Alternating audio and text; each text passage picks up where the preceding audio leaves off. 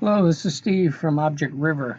Today we're going to show you a demonstration of ObjectRiver's beta release of OpenAPI 3.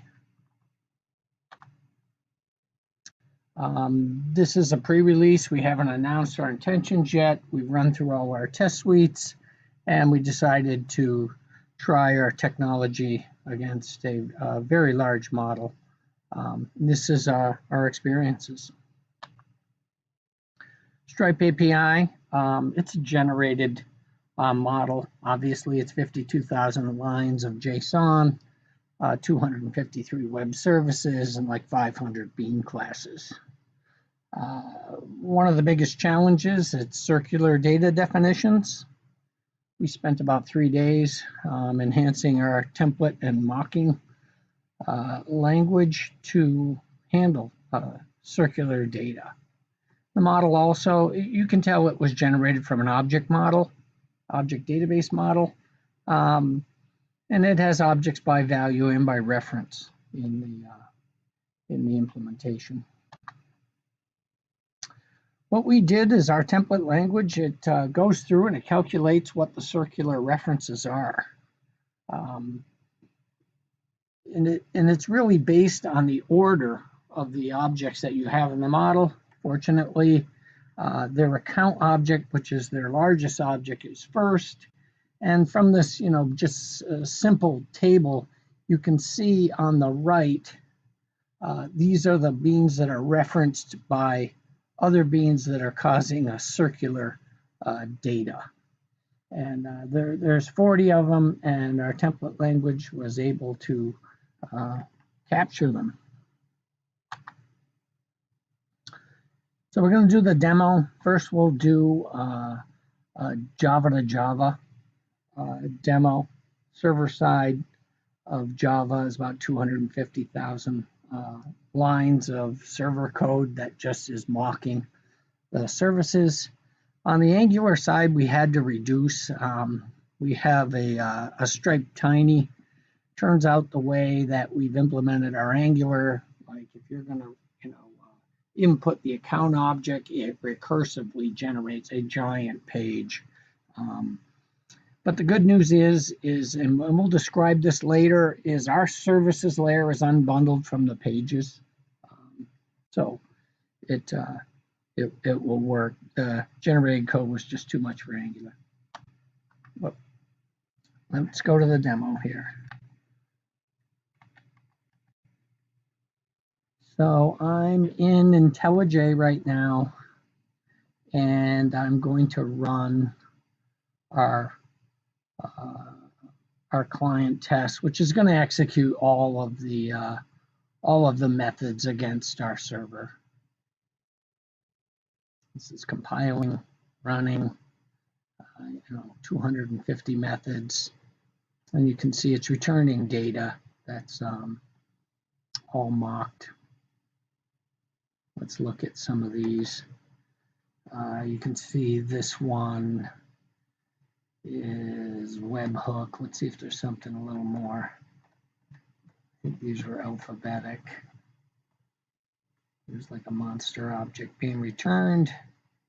Let's see what this is.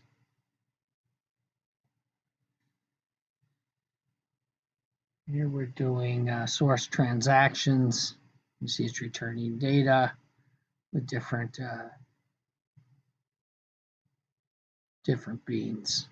And this is obviously a giant one, and it handles the circularness of the data, the mocking side.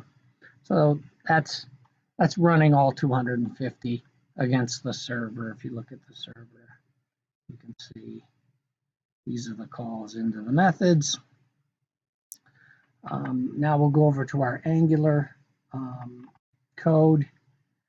This is a little more interesting. What we did is once it generated and Angular couldn't handle it, what we did was we just reduced it down. We deleted the web services. We kept all the beans.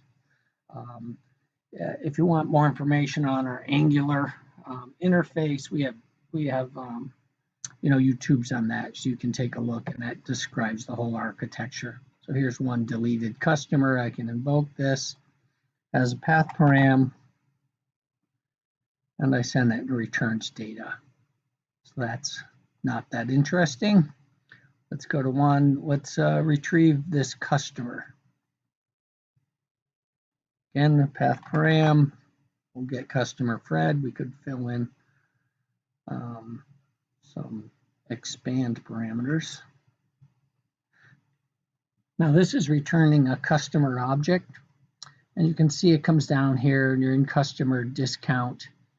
And then when it gets to a point where, see, it's returning customer here and it's empty, that's because this went circular. We're returning customer here. So nothing, this ends up being null from the mocking engine. Another thing is they have this customer discount any of that's returning a discount, and it's only returning a discount. So this is an any of object with only one object. So this needs to be refactored. We can handle that. I don't know why they would have an any of with one object, but they do. Let's go back. We'll get another interesting one. Here's create person, and it returns a person. So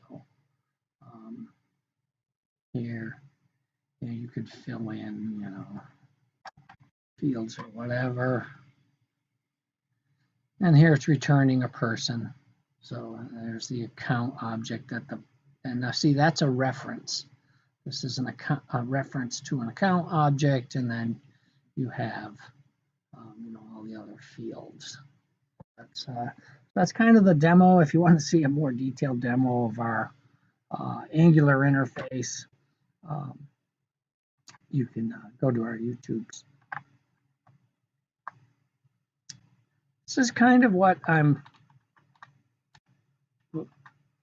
explained is what you've seen is, you've seen Angular with our request page.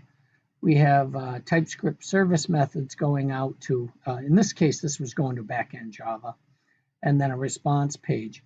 But this whole services layer is uncoupled from the pages.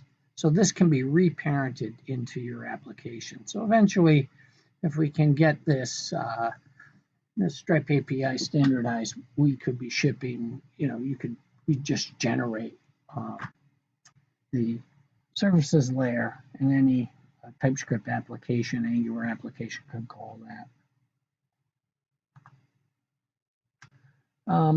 Here's kind of a summary. This API has a lot of extensions. And so with this extensions, this is really just locking you in to Swagger. I don't consider it open because of these extensions. There isn't a way for us to completely generate this. Also, they have this deep object definitions in the body. That's just wrong. What can I say? I mean, we're using a third party for marshaling our TypeScript, and that's just not gonna fly. One of their extensions is they'll have these any of objects, and they'll have an object ID, and then they'll have different classes, and that's not OpenAPI 3 compliant. If you're doing an any of object, it has to be a class or an object. What they should probably consider is like a hollow object. A hollow object might be you have an account with just its ID. So it's empty, but it's still an object. That's a lot of times a technique that they could use. This API could be refactored.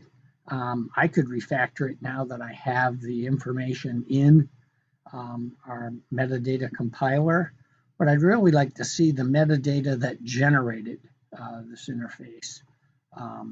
Most likely it's an object-oriented data model. Very capably, we could extract that model from this OpenAPI model because it's all there. It'd be interesting to talk to some of the people that have implemented or even generated the model that they put out in open source. So that's kind of it for our Stripe API demo. We haven't announced our OpenAPI intentions, but we're putting this this out in YouTube because we want a few people to take a look at it. Appreciate you watching. Thanks. Oh yeah, one other thing I forgot to mention. This model does not run against our AWS server.